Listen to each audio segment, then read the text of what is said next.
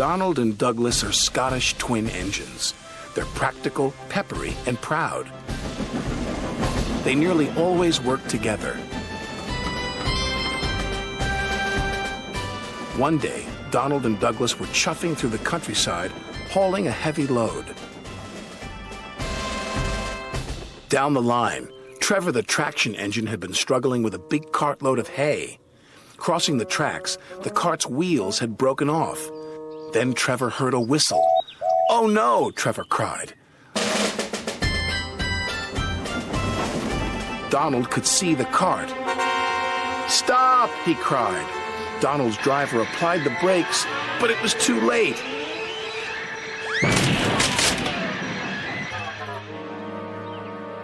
Luckily, no one was hurt.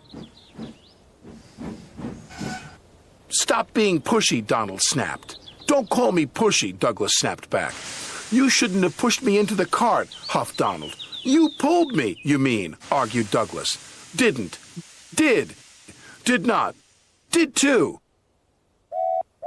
Before long, the track was cleared, and Donald and Douglas were on their way. The twins were so cross they refused to speak to each other for the rest of the day.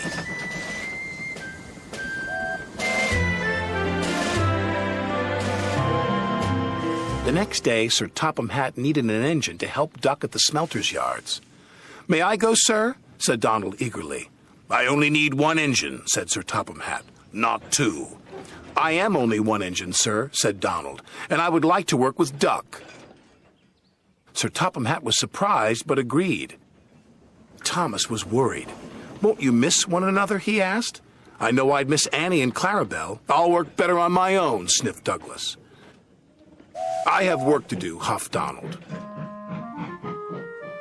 At first, Donald enjoyed working with Duck.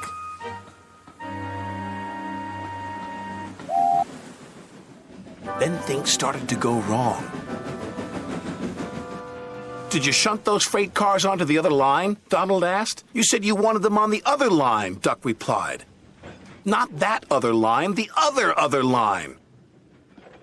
Donald was cross. Douglas would have known what I meant. He huffed.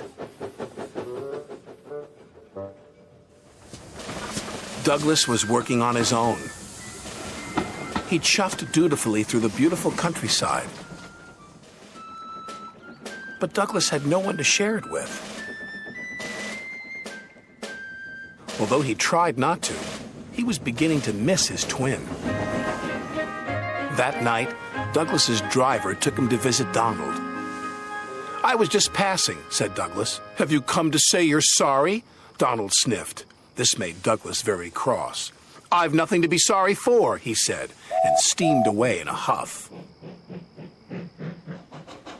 The next day, Donald was in a bad mood. Duck could see he was getting too close to the buffers. "Look out!" Duck shouted, but it was too late. Donald's driver was very cross. "This wouldn't have happened if you were working with Douglas," he said. Donald knew he was right, and Duck knew he couldn't pull Donald back onto the rails. So he went for help. Douglas was sadly finishing his work as Duck steamed into the depot. "Donald is in trouble," said Duck. "Donald in trouble," Douglas cried. "I'm on my way." And he steamed off as fast as he could.